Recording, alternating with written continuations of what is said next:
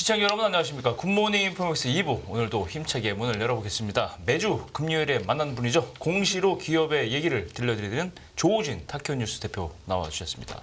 어서 오세요. 네, 안녕하세요. 네, 안녕하세요, 대표님. 오늘은 어떤 주제 가지고 오셨는지 또 기대가 되고 있습니다. 예. 그 지난주에는 이제 대운과 네이버의 사회이사 품앗이 대해서 네. 말씀을 드렸는데요. 그렇죠. 오늘은 이제 에코프로에 대해서 오. 좀 에코프로. 예. 아, 에코프로는 올해 정말 증시를 핫하게 달군 개미들의 으뜸 관심 종목 아니겠습니까? 그렇죠. 예. 그래서 뭐 한 올해 YTD만 보더라도 이제 어제 종가 기준으로도 뭐 이렇게 많이 올랐고. 어제 종가가 73만 원대죠? 예. 그러면 연초 대비해서 한 뭐 어림잡아도 7배, 고점 대비해서는 좀 떨어지긴 했지만. 떨어졌죠. 예. 그리고 이제 그 주식시장이 아주 핫한 종목이었는데, 근데 이제 오늘 말씀드릴 부분은 이제 그 많은 분들이 그렇게 많은 관심을 갖고 있지만 사실 에코프로에게 중요한 이제 변화가 일어나고 있습니다. 그게 뭐냐면 지주사 전환을 이제 하고 있어요. 지주사 전환. 예. 아니 뭐 수익률도 주가 수익률도 좋고 뭐 굉장히 티치는데 이 상황에서 지주사 전환 예. 조금 이상하지 않나? 예. 그래서 그 부분을 좀 말씀을 드리고 네. 그 과정에서 혹시 이제 아시는 분도 계시겠지만은 에코프로 계열사들이 네. 에코프로의 주식을 이제 계속 매도를 하고 있어서 이게 언뜻 보면은 아니 계열사가 매도를 하고 있으면 에코프로 자체에 뭔가 본질적인 문제가 있나라고 이제 오해를 받을 수 있는 네. 당연히 그렇죠. 예, 그 부분도 있고 네. 그다음에 또 사실 또 공시를 조금 더 아시는 분들 입장에서는 야 공시 위반 아니야라고 이제 오해할 수 있는 부분도 있어서 네. 그런 부분들을 이제 하나하나 이제 짚으면서 말씀을 드리려고 합니다. 그렇죠. 그럼 먼저 지주사로 전환을 한다는 게 뭐 지주사가 갖고 있는 뭐 장점이 있으니까 그럴 것 같은데 예, 지금 예. 어떤 걸 생각하고 있는 걸까요? 예. 그 지주사가 가진 장점은 이제 그 많이 있는데 일단은 이제 왜 우리나라 그 경제 증시에 지주사라는 것이 이제 보편화되고 있고 네. 그리고 정부도 이제 의무로 양으로 지주사 체제를 사실 많이 이제 그 지지하고 있습니다. 그리고 어떤 경우는 사실은 강제로 지주사를 전환하기도 하고 그렇죠. 그러면 이제 왜 지주사가 왜 우리나라 경제 증시에 도입되는지를 먼저 말씀을 드리면은 지주사가 이제 보편하게 된 계기는 IMF였습니다. 네. 그 IMF가 터지면서 많은 이제 회사가 이제 부도가 처리되고 실직자가 생기고 이제 그러면서 이제 IMF 당국이 우리나라 정부에 적극적으로 권유한 게 뭐냐면 니네가 이런 그 경제 위기를 맞은 중요한 원인 중 하나가 재벌들이 순환 출자 구조를 가졌기 때문이다. 그러니까 순환 출자를 해소한 다음에 대안이 바로 지주사로 그 제시된 것입니다. 그렇죠. 네. 그래서 그때 이제 지주사라는 것이 우리나라 경제와 증시의 어떤 이제 보편적 키워드가 됐는데요. 그래서 순환 출자 구조가 무엇인지 좀 말씀을 드리도록 하겠습니다. 네네. 순환 출자 구조는 이제 A라는 기업이 B라는 회사를 또 지분을 갖고 있고 네. 또 그러면 이제 B가 또 C를 갖고 있고 네. 그다음 C가 또 D를 갖고 있고 D가 다시 A를 지분을 갖게 돼서 하나의 이제 순환이 그 서클이 그렇죠. 이제 만들어집니다. 어떻게 보면 우리나라 기업들 대기업들의 전형적인 형태였죠. 그렇죠. 예. 뭐 지금도 뭐 많이 또 갖고 있습니다. 그렇죠. 예. 그래서 이런 순환 출자 구조가 사실 대기업들이 재벌들이 이제 선호하는 이유는 무엇이냐면은 조그만 이제 자본을 갖고 A가 B를 갖고 지배를 하고 뭐 예를 들면 뭐 네이버 같은 경우도 사실은 이해진 의장이 최대 주지만 불과 한 8%가 안 되는 지분을 갖고 이제 네이버 전체를 이렇게 좌지우지하고 있거든요. 그런 관점에서 재벌들 입장에서는 A라는 회사가 B라는 회사에 8%, 10% 정도 지분을 갖고 다시 또 B가 또 C에 또 10% 이런 식으로 계속 가지다 보니까 적은 자본을 갖고 많은 기업을 설립도 하고 그렇죠. 그리고 그 기업들 다 총수가 다 1인 지배를 둘 수 있는 장점이 있기 때문에 재벌들이 이제 선호했습니다. 이제 그러다 보니까 예를 들면 C라는 기업이 만약에 부도가 됐다. 네. 그러면 C가 부도가 되면은 C를 지배하고 있던 B가 또 이제 부도가 되고 그렇죠. B가 또 A를 연쇄적으로 연쇄 이제 부도가 나오는 되니까 거죠. 네. 이게 IMF가 이런 지배 구조는 안 좋다라고 적극적으로 이제 이 순환 출자를 해소하기를 권유했습니다. 그 우리나라 국민들도 그 IMF라는 그 많은 충격을 받으면서 이걸 그렇죠. 적극적으로 여론에서도 이제 그 호응이 있었습니다. 그렇죠. 그래서 우리나라 그 10대 재벌 중에서는 LG그룹이 제일 먼저 이 순환 출자를 해소하면서 지주사 체제로 바뀌었고요. 근데 아직도 10대 재벌 중에서 이 순환 출자 구조를 여전히 갖고 있는 기업이 이제 현대차 그룹입니다. 그렇죠. 예. 현대차 그룹은 이제 문재인 정부 초기에 이 순환 출자를 해소하려고 했는데 그 외국인 그 펀드가 이제 반대를 하면서 이제 맞아요. 무위로 기억납니다. 돌아갔고 예, 예. 그래도 어쨌건 이 현대차 그룹은 이걸 해소하기 위해서 계속 이제 뭔가 부단한 노력을 해야 되는 것을 또 이제 인지하시면은 주식 투자할 때도 좋은 이제 팁이 됩니다. 그렇죠. 그래서 이런 순환 출자 구조 대신에 이제 지배주죠, 지주사 체제를 갖고 해야 되는데 네. 지주사라는 건 쉽게 말하면 피라미드 형식으로 A라는 회사가 B를 갖다가 지배하고 B가 다시 C를 지배하는데 그럼 아까 그 처음에 말씀드린 순환주자가 똑같은 게 순환주자고. 아니냐라고 그렇죠. 말씀하실 수 있지만 그 가장 큰 차이점은 C가 다시 A의 지분을 가질 수는 없습니다. 내려갖고 그러니까 순환 고리가 연결되지 않고 연결되지 거기서 않는 거죠. 아. 예. 그리고 상장사 같은 경우는 이제 30%, 비상장사 같은 경우는 40%, 상장사 같은 경우는 이제 30%의 지분을 가지고 있어야 되기 때문에 그치. 어느 정도 이제 자본에 대한 레버리지 효과가 확 줄어들게 됩니다. 그러네요. 예. 네. 그럼 지금 에코프로그룹 같은 경우는 어느 정도 수준까지 와 있는 거예요? 에코프로는 이제 순환출자를 이제 해소하는 과정이 있습니다. 그러니까 상장사끼리는 이미 해소가 됐지만 그 많은 분들이 그 모르시지만 에코프로도 비상장사 많이 있습니다. 그래서 지난주부터 우리나라 증시에서 가장 또 핫한 종목이 에코프로 머티리얼즈였는데 머티리얼즈. 에코프로 머티리얼즈가 사실은 에코프로에서 분사해가지고 이제 상장을 한 것입니다. 이제 그런 회사들이 몇 개가 더 남아 있습니다.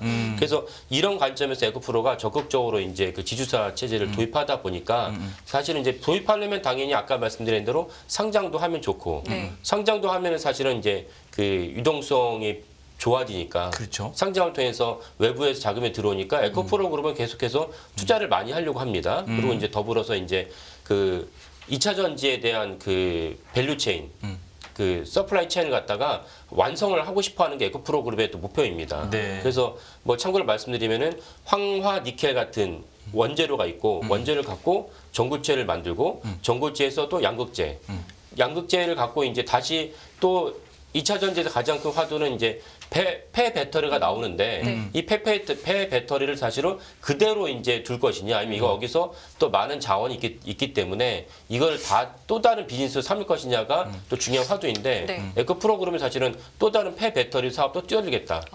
그러니까 사실 지배 구조에서는 순환 출조를 해소하지만은 이 사이클 관점에서 적극적으로 모든 순환 그 고리에서 에코프로가 다 관여해서 그 매출과 비즈니스 올리겠다라는 것이 에코프로 그룹의 목표입니다. 그래, 지주사를 전환하면 이제 공정에 신고를 해야 되고 일단 예, 예. 그렇게 하겠다고 이제 승인을 받았죠? 승인은 이제 벌써 2년 전에 예, 받았습니다. 받았고. 예.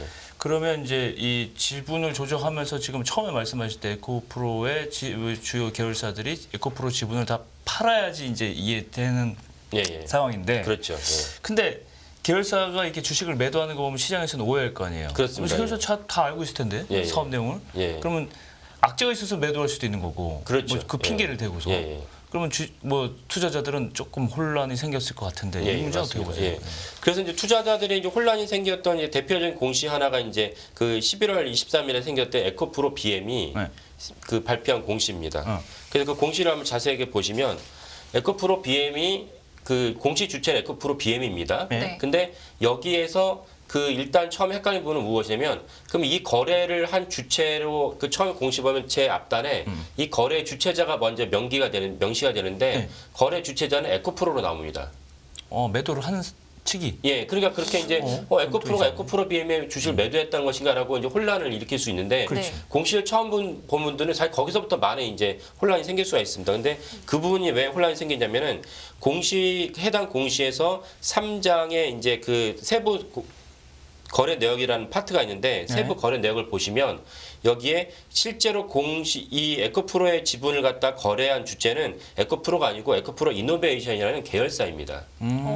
근데 왜 헷갈리게 그렇게 돼 있어요? 그게 이제 우리나라 공시 규정 때문에 그런데 뭐냐면은 이 비상장사거나 그 대표적인 법인이 아닐 경우에는 대표적인 법인을 갖다가 먼저 명시를 하고 그 다음에 세부 변동 내역에서 누가 거래를 했는지를 적시하도록 우리나라 공시 규정이 이렇게 나와 있습니다. 근데 제목에는 대표를 내세우고 내세우고. 자세히 열어보면 사실은 이게 밑에 하부에 이런 매도 주체는 여기다 이렇게 자세히 써있다 이거죠? 그렇죠. 예.